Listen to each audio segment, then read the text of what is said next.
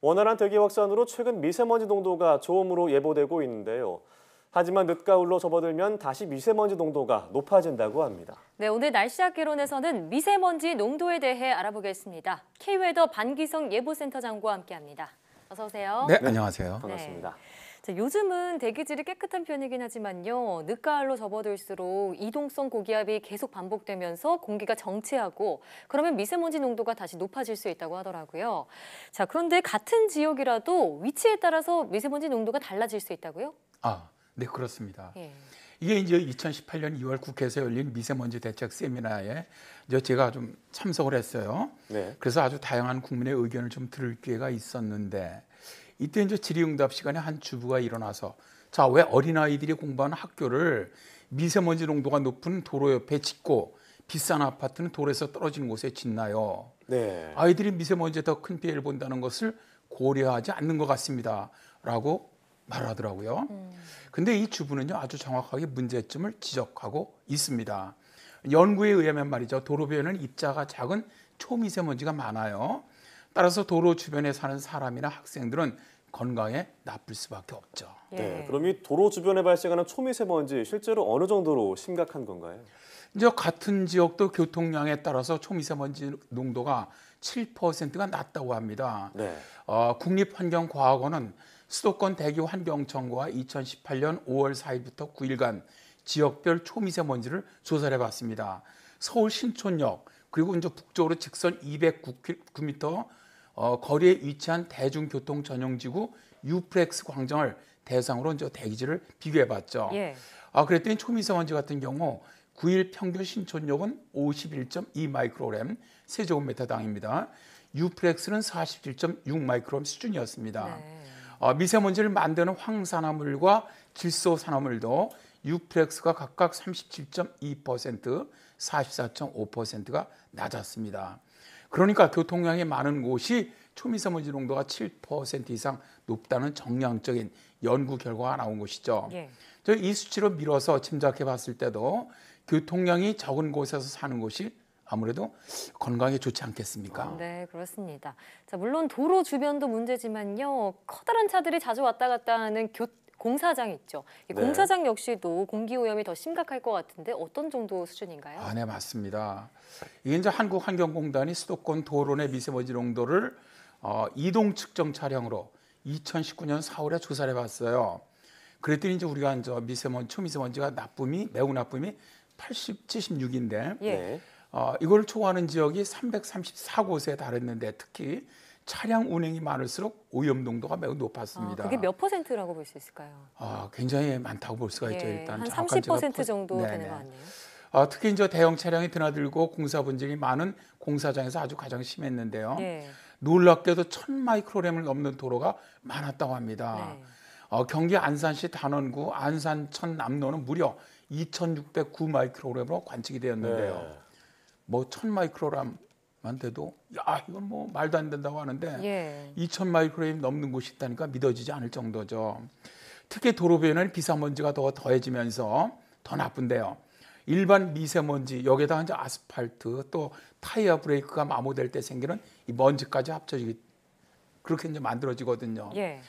자동차에서 만들어지는 미세먼지는 특히 이제 카드뮴이라든가 납이라든가 크롬 이런 중금속이 들어있는데 더 무서운 것은 대부분 입자가 아주 매우 작은 초미세먼지여서 건강에 정말 해롭다는 것이죠. 예. 예. 인하대병원 임종환 교수는 도로 미세먼지가 나쁜 이유를 이제 보통 먼지는 코로 들어와서 기관지 섬모를 통해서 걸러지는데 자동차에서 만들어진 초미세먼지처럼 입자가 작으면 섬모를 거치지 않고 그대로 우리 몸으로 들어온다고 해요. 네.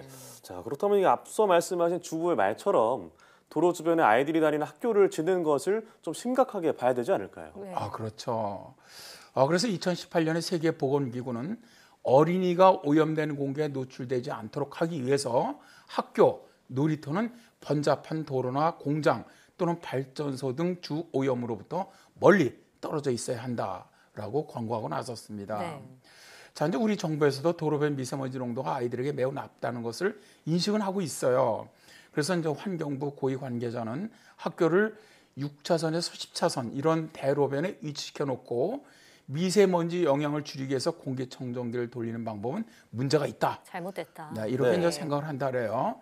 그래서 이제 국토교통부, 교육부 등 관계부처 협의를 해야 하겠지만 새롭게 짓는 학교, 네. 또 어린이집은 미세먼지 영향을 좀 덜 받는 곳, 이런 곳에 들어설 수 있도록 유도할 필요가 있다라고 네. 의견을 제시하고 있죠. 좋은 지적이라는 생각이 듭니다. 네. 자, 그런데 또 미세먼지 농도가 높은 곳에는 말씀하신 대로변이나 뿐만 아니라 터널 등도 있다고 합니다. 지하 주차장도 해당이 되고요. 우선 지하 주차장의 미세먼지 농도 얼마나 심각한 수준인가요? 이게 이제 경기도 보건환경연구원의 연구인데요. 지하 주차장의 미세먼지 농도가 매우 높다, 이런 연구가 나왔어요. 이들은 지하 주차장의 미세먼지 농도가 지상의 미세먼지 농도가 제일 나쁠 때, 그때보다 거의 3배에서 4배 높은 수준이다, 이렇게 네. 주장을 하는데요. 네. 연구팀 연구하는 곳은 300에서 한 700가구가 있는 아파트 단지입니다.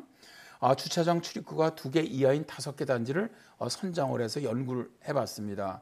이들 중 대표성이 높은 1개 단지에서 지하 1층 그리고 지하 2층 또 주차장의 진출입로 10m 반경 내 오염치를 측정을 해봤는데요. 측정 결과 미세먼지 평균 농도는 591.4 마이크로그램입니다. 그러니까 이제 우리가 미세먼지 10 마이크로그램, 예. 네. 10 마이크로미터 이상인 이 나쁨을 갖게 이제 100으로 보는데 그보다도 거의 5배 이상 나빴다는 것이죠. 네. 예. 뭐 지하 주차장도 이 정도인데 환기가 더 어려운 터널은 어느 정도로 심각한 건가요? 저는 이제 운전을 하면서 긴 터널을 만나면 가슴부터 정말 답답해집니다. 답답하죠. 저는 미세먼지를 알다 보니까 자, 이제 이 터널 안에 미세먼지는 정말 어떻게 처리할까, 그런 생각이 들곤 하는데요. 우리나라 터널 유지 해당 기관은 터널의 미세먼지에 대한 자료도 없고 또 무관심해요. 네. 이제 헤럴드 경제가 2018년 10월 10일 보도한 내용을 보니까 국내 터널 10개 중에 7개는 공기질 센 이 상태를 제대로 파악할 수조차 없는 것으로 나타났다고 해요. 네. 길 위에는 이 터널이 10km에서 이어지기도 하는 터널이 있는데 대부분 자연 환기 방식으로 운영되고 있고 아무런 측정 장치도 없어서 미세먼지가 정말 얼마나 많은지 또 공기질이 얼마나 나쁜지 확인조차 안 되는 것으로 조사됐다는 것이죠. 예, 아니 확인조차 안 되고 있다니 터널을 지날 때는 일단 뭐 자동차 창문을 열지 않는 게 지금으로선 최선이겠네요.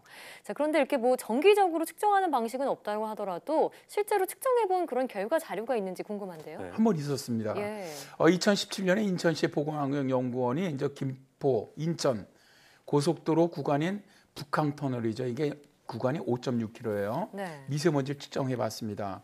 그랬더니 최대 595 마이크로그램이었어요. 이게 이제 환경부가 정한 도로 재미세먼지 기준인 200 마이크론보다 거의 3배 가까이 많았어요. 예. 자, 이제 2017년 한국생활학회지 24권에 발표된 고속도로 터널 내 실내 오염물질 농도의 일평균 농도 특성을 보니까 경기도 군포시 수리터널, 충북 단양군 중령터널 등 이렇게 차량 통행량이 많은 시간대에는 미세먼지 농도가 환경부 허용 기준을 초과한다, 이렇게 예. 나와 있습니다. 근데 이제 심각한 것은 미세먼지 농도 상태조차 파악할 수 없는 자연 환기 방식의 터널은 어떻게 관리해야 하는지조차 이런 별다른 규정조차 없다는 것이죠. 네. 자, 이 이야기는 당분간 터널의 환기 상태가 좋아지기 힘들 힘들다. 것이라는 겁니다. 예. 네. 그래서 터널이나 지하 주차장에서는 들어가시면 꼭 차량 공기청정기를 가동해 주시고요. 예. 만일에 차량 안에 공기청정기가 없다면 에어컨을 가동하시면 됩니다. 그런데 차량 안에 공기만 순환하는 아, 에어컨을 이렇게 틀어주시는 것도 도움이 된다고 해요. 네. 물론 뭐 터널을 빠져나가시면 바로 문을 열어주시는 것 꼭 잊지 마시기 바랍니다. 네, 보통 이제 운전하면서 차 문을 닫으면 이게 안 들어올 것이다 생각하는데 사실 냄새도 나기도 하고 다 들어오는 거잖아요. 예. 네, 그렇습니다. 예. 네. 터널 빠져나왔을 때 환기시켜주는 것을 좀 생활화했으면 좋겠습니다. 자, 오늘 말씀 고맙습니다. 네, 감사합니다.